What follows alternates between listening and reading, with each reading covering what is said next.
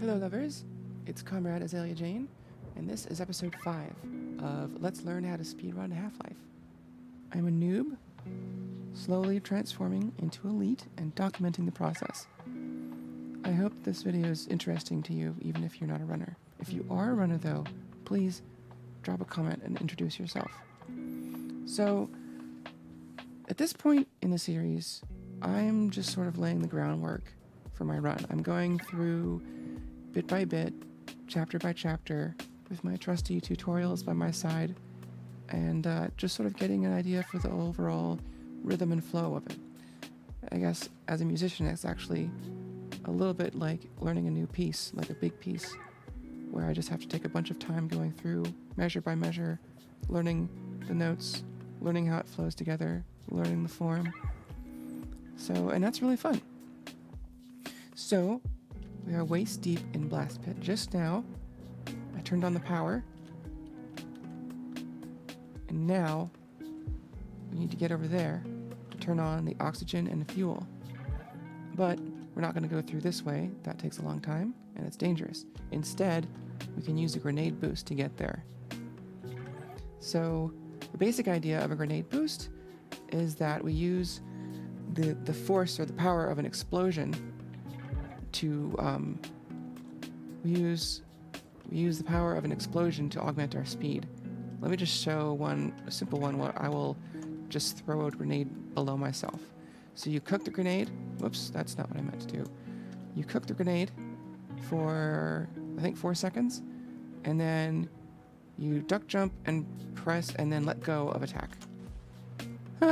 See, now that hurt me too much, but you can see the basic idea. In fact, I showed a grenade boost in the last episode. I think it was the last episode, in that really long corridor. But that one was a little easier. That one was easier in one way, which was you don't need to gain any height with it, but it was harder because maintaining speed and avoiding the obstacles there make it harder. So this is the first one that I would consider required in my run. There is a strat that uses these barrels, or one of these barrels like that, but I don't think I have enough armor for that. And I think it's harder. I think it's just a harder strat. So this is, so I'd consider this the first required grenade boost in this game, although there will be a lot of them later. The mechanics of grenade boosting are pretty complicated. The user Quick Death, I think that's the pronunciation, has a video that's specifically about this boost and the different options you can have for this boost and different amounts of health and armor you need. They also have another video, it's a long video called Half-Life Speed Tech Tutorial, which if you're learning to run, you've probably already seen, but if you haven't, I'll link that too, and you should bookmark it. So, yeah, there's several different options for this one. The main challenge of it, as I mentioned, is gaining enough height, because if you don't gain enough, you'll just hit that fence or not hit it at all. But if you gain too much, you can take fall damage when you land, or sometimes even just overshoot it a little bit. So, also the reason that the armor matters is because armor absorbs damage, but absorbed armor doesn't add to your speed. It's only absorbed health that adds to your speed. But, if you take too much damage from your health, you die. So, it's a little confusing, and so I'm just going to do the boost that I think I understand is the easiest and simplest. Most runners I've heard will have 7 armor here rather than 9, but I've tried this and 9 works okay. That's actually a big part of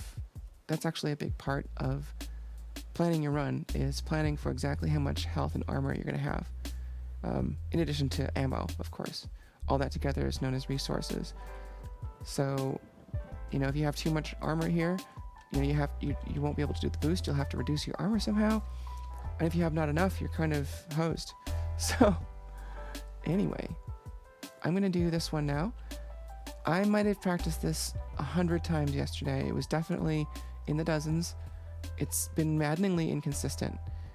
So, but then earlier today, I got it like on the first try of the day, I think. So, yeah, really inconsistent. Let's do this. So I have to, duck jump, and then immediately after let go of the grenade.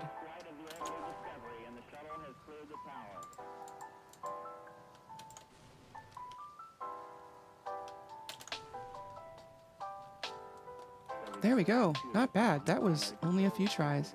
I'm proud of myself.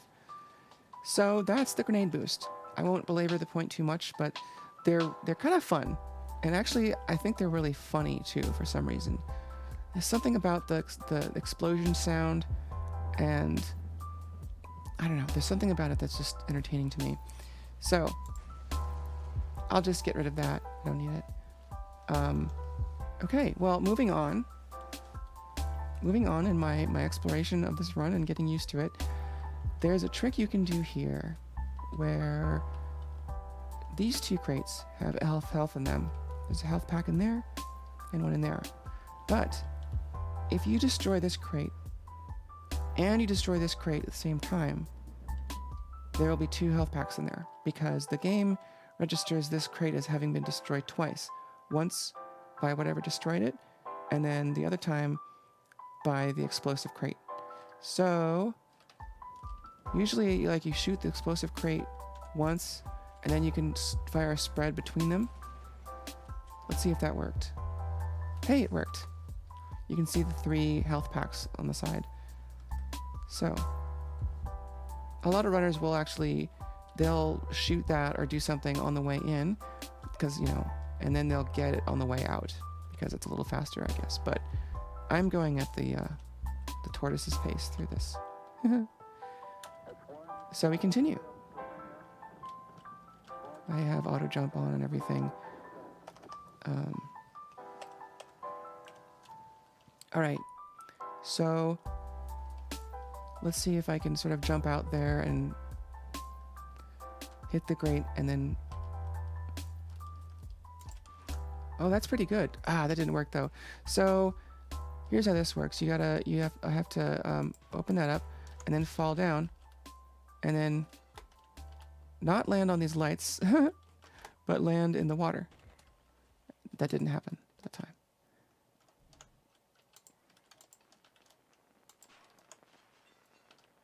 Yeah, and it's, if you don't get the trajectory of your fall right, you can land on the light or you can grab the ladder, which will just slow you down. Landing on the light will potentially kill you, and just landing on the ladder will slow you down. But hey, look, got it. All right, we're in this tunnel. Advanced runners will bunny hop throughout this tunnel, but I'm not going to bother. I'm just going to sort of... There's a trick for jumping up on this light, and then you can like bounce off this ring, and then get onto this thing. It's pretty cool, but it's far beyond my current level. So I'm just going to keep going. Bypass the zombie, open that, come in here. Here's a little split route. And I'll just dispatch these. Normally wouldn't, but I'm talking here.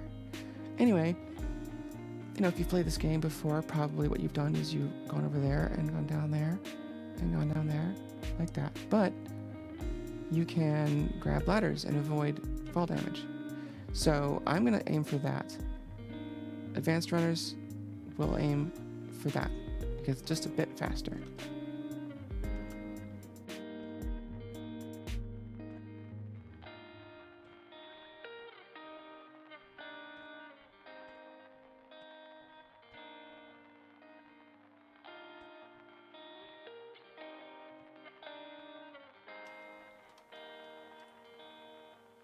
Okay, that took more tries than the grenade boost, which I'm surprised by.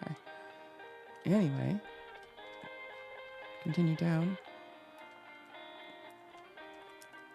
So, the level of this game, the design of this level still irks me because you have to turn off on the fan and then climb like right through the path of the spinning blades. Why? Anyway, so this is a place with several different strats. Some people will, you know, I've seen a grenade used here, although if the grenade goes too fast, it will like not explode or it'll disappear. I'm gonna use just a shotgun. There's also a way to like not take this ladder. You can just sort of float up, but I'm gonna do this relatively simply. So saving here. No. Huh.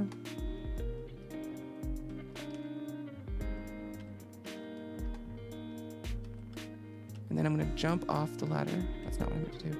So I'm going to turn this on, climb up, jump off the ladder, and then right there. Oh, I wasn't loaded. Oops. Anyway, basically like that. This is an area where like there's a bunch of little strategies to make this go fast, but you know, at this point, there's so much to learn. What I did learn, though, was, like, there's so many tiny little things you can learn. Like, what I did just now was, you know, I did a single shotgun blast on a board and then switched over to the crowbar because it's faster to do that than to reload the shotgun. And then switched over to the shotgun again and did a double shot up there. It's kind of cool. But here we are. Can turn on the oxy and fuel. Leave all these zombies to their devices, open that, emerge back out here, and move on with our lives.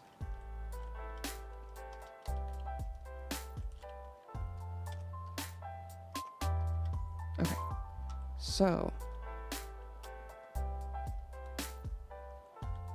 then you can just cross here, or you know, if you've got a lot of speed, obviously you can just sort of hop over. You can hit this switch through the wall, and then enter the blast pit for the first time in the run. And there it is. The tentacle monster. So I'm going to leave it here and devote the next episode to finishing out Blast Pit and moving on to the next level after that, which is Power Up. But you probably already know that Power Up can be skipped entirely through a special trick, so I'll probably do that in the next episode. I've been working on that trick recently, and it's getting a little smoother. But the episode after that, or not the episode, but the chapter after that on a rail, well, let's just say it might be a minute before I release another episode, because I'm going to have to dig into that and practice it a bit before I can, you know, talk about it at all intelligently. Anyway, I hope you enjoyed this. I would love it if you thought this was at all interesting. You know, let me know with a like or a comment, and so subscribe if you like what I'm doing. Check out my Patreon, my music channel, all that good stuff, and hope to see you in the next episode of Azalea Jane Learns How to Speedrun Half-Life.